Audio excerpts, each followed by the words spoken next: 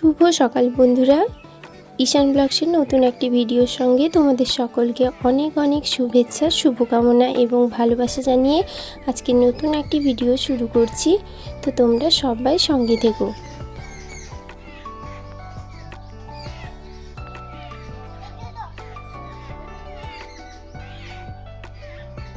আজ 23 মে সোমবার, ঘড়িতে এখন প্রায় সকাল 6:30 মতো বাজে। বাসি কাজকর্মগুলো সব সেরে নিয়েছি তাড়াতাড়ি করে। আজকে আসলে ঘুম থেকে উঠতে একটু দেরি হয়ে গেছে, প্রায় 5:40 মতো বেজে গেছে। সেই জন্য কাজগুলোও একটু দেরিতে দেরিতে যেন হচ্ছে। আসলে ঘড়ির কাঁটা তো কখনো থেমে থাকে না। তো যাই হোক, কাজগুলোও করতে হবে, কাজগুলোও না করলে নয়। তবে যেটুকু প্রয়োজন এখন ততটুকুই করব। যেমন এই যে রুমের বিছানাটা এখন গুছিয়ে নিচ্ছি সুন্দর করে। আর কিছু জামা কাপড় গতকাল যে কেচেছিলাম ওগুলোই শুকনো করে তুলে রেখেছিলাম, কিন্তু গোছানো হয়েছিল না। ওগুলোই আজকে গুছিয়ে নিচ্ছি। কিছুগুলো গোছাবো, আলনাতে রাখবো, আর কিছুগুলো গুছিয়ে তুলে রাখবো। তো যত ভাবি যে প্রত্যেক দিন হয়তো কাচার থাকবে না, কিন্তু সেই কোন দিক দিয়ে যে বেরিয়ে যায় জামা কাপড় আমি নিজেও খুঁজে পাই না। আজও দেখো আমার হাজব্যান্ডের এক গাদা জামা কাপড় বেরোলো, সঙ্গে আমারও কিছু আছে, দু একটা আছে, ছেলের আছে। তো ওগুলোও নিয়ে গেছি। তবে ওগুলো এমনি জলে সার্ফ দিয়ে চোবালে ভালোভাবে ছাড়বে না, ওই জন্য ভেবেছি আজকে একটু গরম জল করব। গরম জল দিয়েই সার্ফ দিয়ে ভালোভাবে জেকে রাখবো, তারপরে কিছুক্ষণ বাদে ভিজে গেলে কাচবো। তো চলে এসেছি টিউবওয়েলে, কিন্তু দেখো কারেন্ট নেই। ওই কারণে আজকে টিউবওয়েলটাকে পাম্প করেই আমাকে জলটা ভর্তি করতে হলো। জলটা ভরে নিয়ে এসে ওয়াটার হিটারের কাছে দিয়ে দিলাম। কারেন্ট তো নেই, কিন্তু কারেন্ট যখন আসবে ততক্ষণে জলটা গরম হয়ে যাবে। আমি ততক্ষণে চলে এসেছি দেখো মাটির রান্নাঘরে। এই উনুনটাকে কিছুদিন হলো ঠিক করব ভাবছি, কিন্তু করা হয়ে উঠছে না। তো আজ মনস্থির করেই নিয়েছি যে আজকে করবই। তো আমি ঠিকঠাক মতো এই উনুন টুনুন এইসব ঠিক করে মানে লাতা দিতে জানি না। তবে আজ 4 বছর হয়ে গেল বিয়ে হয়েছে, তার মধ্যেও দেখো আমি পারি না। সত্যি আমি খুবই অকর্মণ্য, তাই না? সত্যি তো তাই, আমিও খুবই অকর্মণ্য, পারি না। তবে ছেড়েও যাওয়ারও পাত্রী আমি নই। যতটুকু পারি চেষ্টা করি, যেমন পারি, ভালো হোক খারাপ হোক। আজ হচ্ছে না তো কি হলো, কাল নিশ্চয়ই হবে। আসলে মেয়েরা হচ্ছে অভ্যাসের দাস। আমি কিন্তু কোনো কিছুই শিখে আসিনি বাপের বাড়ি থেকে। যা কিছু শিখছি এখানে এসেই শিখেছি, বা যা কিছু করছি এখানে এসেই নিজে থেকে করার চেষ্টা করছি। কি করব, ছোটোবেলা তো পড়াশুনো, গান বাজনা এসব নিয়েই থেকেছি, টিউশন। আর বাপের বাড়িতে তো থাকিনি, মামার বাড়িতে থেকে মানুষ হয়েছি, তোমরা সবাই জানো সেটা। তো যাই হোক, এইসব জিনিস কোনো দিন করিনি। আজ 4 বছর হলো বিয়ে হয়েছে, এখানে এসেই করি। তো মিথ্যে কথা বলবো না, আমি খুব কম করতাম, শাশুড়ি মাই করতেন বেশি। তো এখন আমি করার চেষ্টা করি। সারা জীবন তো কেউ করে দেবে না, আর আমাকেও যেহেতু সংসার আমার, সেহেতু আমাকেও শিখতে হবে, করতে হবে। তো যেমন পারি তেমন করছি। আজকে ঠিক হচ্ছে না তো কি হলো, কালকে অবশ্যই ঠিক হবে, এই চিন্তাধারা মাথায় নিয়ে আমি কাজগুলো করছি। তবে আমি প্রত্যেক দিন যে এই কাজগুলি করি তা কিন্তু নয়।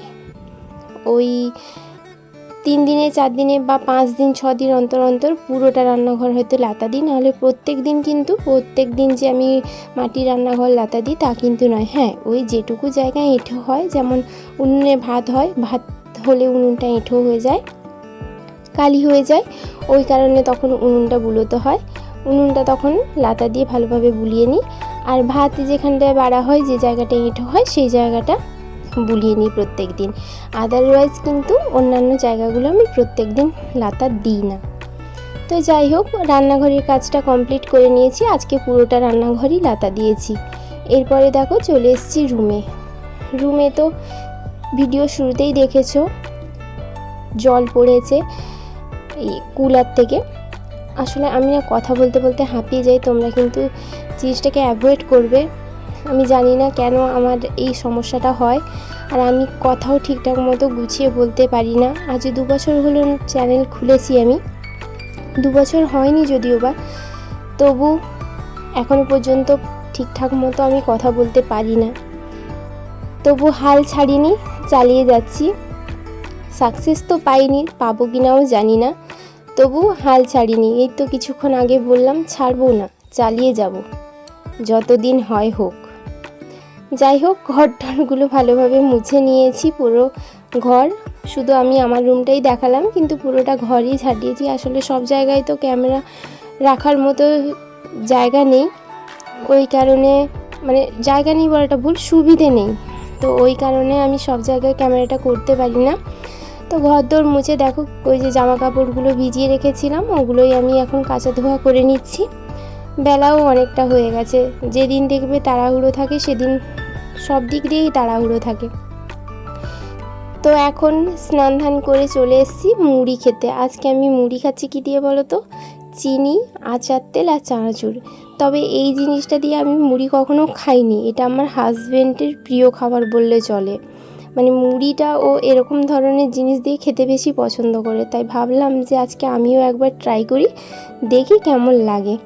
তবে খুব একটা খারাপ লাগলো না, খুব যে বেশি ভালো লেগেছে তাও আমি বলবো না। তো যার মুখে যেটা যেমন স্বাদ লাগে, আমার মুখে খুব ভালোও লাগেনি আর খুব খারাপও লাগেনি, মোটামুটি দুই মিলেমিশে লেগেছে, আমি খেয়েও নিয়েছি। এরপরে ওই যে জামা কাপড়গুলো যেগুলো কেচেছিলাম চলে এসেছি দেখো, ওগুলোই রোদে শুকনো করতে দিতে। তারপরে ভাত বসাবো, উনুনে তো ভাত বসাই তোমরা জানো। তো চলে এসেছি দেখো কাঠ নিতে, আর কাঠগুলো আমাদের বাড়ির পেছন দিকে রাখা থাকে, আর যাতে বৃষ্টিতে না ভিজে যায় ওই জন্য দেখো কাঠের উপরে টিন দেওয়া আছে।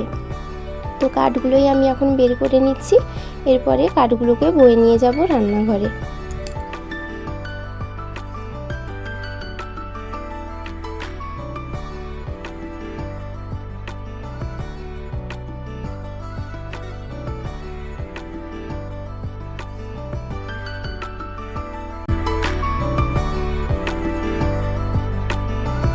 ভাত বসানোর জন্য যেসব প্রয়োজনীয় জিনিসগুলোর প্রয়োজন ছিল ওগুলো নিয়ে চলে এসেছি, উনুন জ্বালিয়ে দিয়েছি। তারপরে হাঁড়িও ভালোভাবে ধুয়ে নিয়ে এসে উনুনে বসিয়ে দিয়ে হাঁড়িতে জল দিয়ে দেখো এখন চালটা তুলে দিলাম। আজকে কিন্তু সবজির জোগাড়ও এখনও কিছু করা হয়নি, সবজিও বিশেষ কিছু বাড়িতে নেই, গত সপ্তাহে হাট করা হয়নি, শ্বশুরমশাই বাড়িতে ছিলেন না ওই কারণে। তো যাই হোক, রান্না তো যাই হোক টুকিটাকি করতেই হবে, এক তরকারি হোক বা দু তরকারি। যাই হোক, ভাতটা বসিয়ে দিয়ে দেখো সবজির জোগাড়টা করে নিয়ে আমি রান্নাটা করছি। ঘরে কয়েকটা গাজর ছিল, ওই গাজর আর দুটো বেগুন ছিল, গাজর বেগুন আলু আর পুঁই ডাঁটা দিয়ে একটা সরষে বাটনা দিয়ে একটা তরকারি করছি। আর পোস্ত ছিল ঘরে, তো পোস্ত আর আলু দিয়ে আলু পোস্ত করে নিচ্ছি। আর গতকাল কলমি শাক কেনা হয়েছিল, তো ওই কলমি শাকের কিছু অংশ আমি ফ্রিজে রেখে দিয়েছিলাম, তো ওটাই ভেজে নিয়েছি। আজ এই তিনটেই রান্না করেছি, আর তেমন বেশি কিছু রান্না করিনি।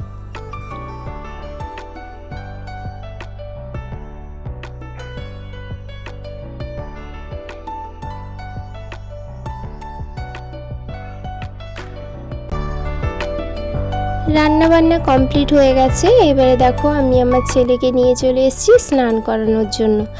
আর তোমরা শুধু ওর দুষ্টুমিটা শুধু দেখে যাও, আমি কিছু বলবো না, তোমরাই শুধু দেখো ও স্নান করতে গেলে কেমন করে।